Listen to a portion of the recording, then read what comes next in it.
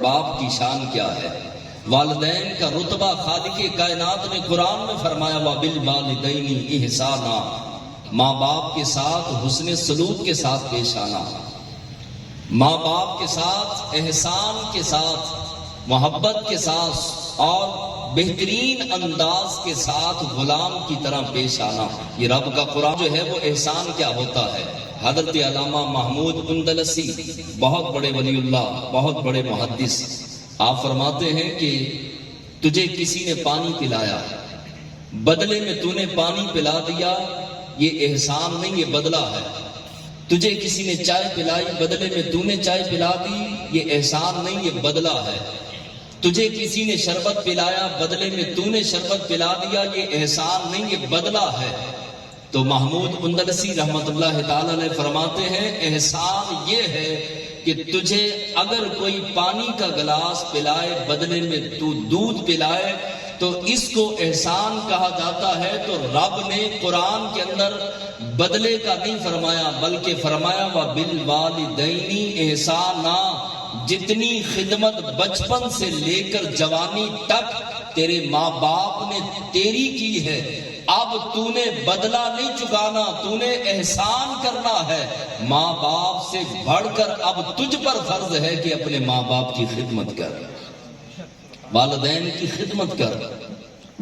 کتنی خدمت؟ ہم چھوٹے چھوٹے بچے تھے، اپنے جسم پر بیٹھی ہوئی مکھی کو بھی اٹھا نہیں سکتے تھے۔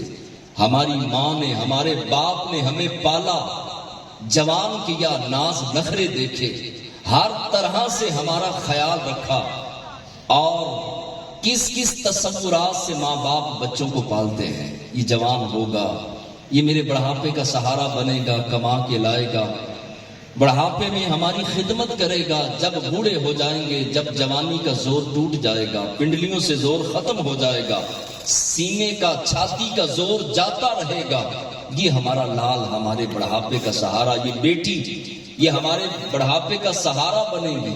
آج اولاد اتنی بد زبان ہو گئی، ایسی بد کلام ہو گئی کہ ماں باپ کے سامنے سینہ تان کر اولاد کھڑی ہو گئی تو اپنے جسم کی گندگی کو بھی صاف نہیں کر سکتا تھا۔ ماں اسی ہاتھوں سے روٹی کھاتی تھی، انہی ہاتھوں سے تیری اور میری گندگیاں صاف کرتی تھی۔ آج اسی ماں کو باتیں کر رہی ہے بیٹی، آج اسی ماں کو، اسی باپ کو بیٹا کھڑے ہو کر آنکھیں دکھاتا ہے۔ نا جناب، خالق کائنات رب ذوالجلال، پوری کائنات کا پیدا کرنے والا، مشرق و مغرب و شمال و جنوب کا بنانے والا، زمینوں کا بچھونا بچھانے والا اور عرش کا رب، خالق کائنات، خالق رب ذوالجلال نے قرآن کے اندر بندے کو جب سمجھانا چاہا تو رب کی عادت کریمہ ہے کہ خالق کائنات مثال دے کر سمجھاتا ہے۔ اللہ تبارک و تعالی نے سمجھایا، فرمایا رب ارحمہما کما ربیانی صغیرا۔ جب اپنی ذات سمجھانے کی باری آئی تو رب نے اور کوئی مثال نہیں دی، مثال دی تو ماں باپ کی مثال دی، مثال دی تو ماں کی، باپ کی مثال دی۔ فرمایا رب ارحمہما، مولا رحم فرما ان دونوں پر جنہوں نے مجھے رب بن کر پالا ہے۔ ایک رب حقیقی ہے اور تدریجن ماں باپ رب ہیں، جنہوں نے، رب کا معنی ہوتا ہے پالنے والا۔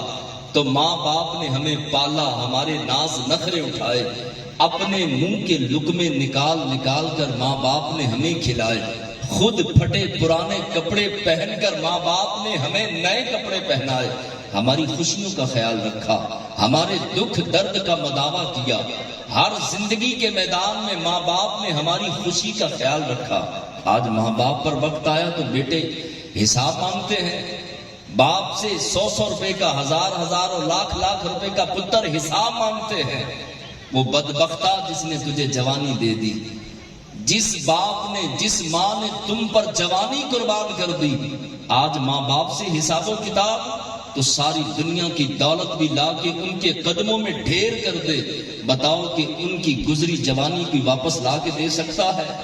ماں باپ نے ہمیں جوانی دے دی۔ حدیث پاک سنیے، مسجد نبوی شریف میں تشریف لائے اور مسجد کھجور کے پتے وہ چھت ہے، اللہ کے حبیب علیہ السلام والضحا کا چہرہ چمکاتے ہوئے صحابہ کے درمیان جلوہ فرما ہے۔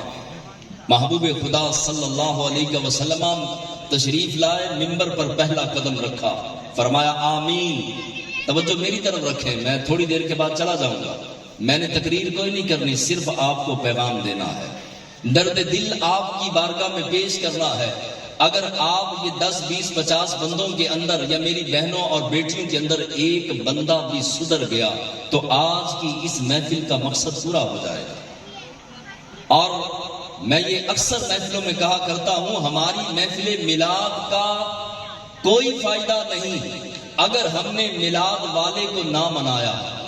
میلاد منانا اور ہے، جھنڈیاں لگائیں اور جھنڈیاں لگا کے گھر کو سجایا بنایا، لائٹنگ کی، یہ ہے میلاد منانا۔ اور دل کے اندر قرآن کی روشنی داخل کر کے تہجد کے ویلے قرآن کھول کے پڑھنا، اس کو کہتے ہیں میلاد والے کو منانا۔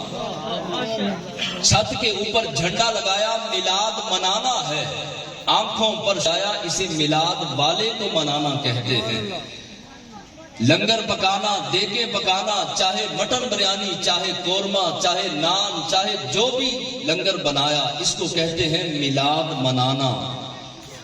اور میلاد والے کو منانا یہ ہے کہ ایک پلیٹ بریانی کی بھر اور بھر کے ناراض بھائی کے گھر چلا جا، کنڈا کھڑکا اور کہے میں نے گھر میں میلاد رکھا ہے، میلاد کا لنگر لے کے آیا ہوں، اس خوشی میں صلح نہ کر لیں، اس کو کہتے ہیں میلاد والے کو منانا۔ ادھر سے ہم میلاد منا کر جائیں، فجر کی نماز کے وقت بسترے سے نہ اٹھیں تو میں نے اور آپ نے میلاد کیا منایا؟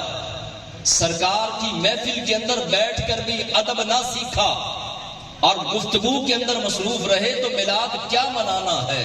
ہم نے زندگی کو اجیرن کر لیا، ہماری زندگی شریعت سے ہٹ گئی۔ اللہ کے محبوب علیہ السلام نے دوسرا قدم منبر پہ رکھا، فرمایا آمین۔ تیسرا قدم رکھا، فرمایا آمین۔ صحابہ کرام حضور کی بارگاہ میں عرض کرنے لگے، ہاتھ باندھ کے فدا کا ابی و امی و قلبی و نفسی یا رسول اللہ صلی اللہ علیہ وسلم، بندہ نواز ہمارے ماں باپ آپ پر قربان۔ یا رسول اللہ کوئی دعا کرنے والا نظر نہیں آ رہا تھا، لیکن آپ نے فرمایا آمین آمین آمین، تینوں مرتبہ آمین فرمایا۔ تو محبوب خدا صلی اللہ علیہ وسلم نے فرمایا کہ ابھی ابھی میرے پاس جبریل آئے تھے، جبریل نے آ کر کہا کہ یا رسول اللہ صلی اللہ علیہ وسلم، وہ بندہ برباد ہو، وہ بندہ تباہ ہو، اس کی ناک خاک آلود ہو جس بندے نے ماہ رمضان کو پایا مگر اپنی بخشش نہ کروا سکا۔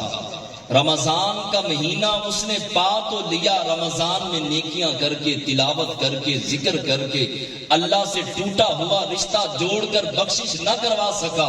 جبریل کہنے لگے کہ اللہ کرے وہ تباہ و برباد ہو جائے، وہ ذلیل و رسوا ہو جائے۔ تو میں نے کہا آمین۔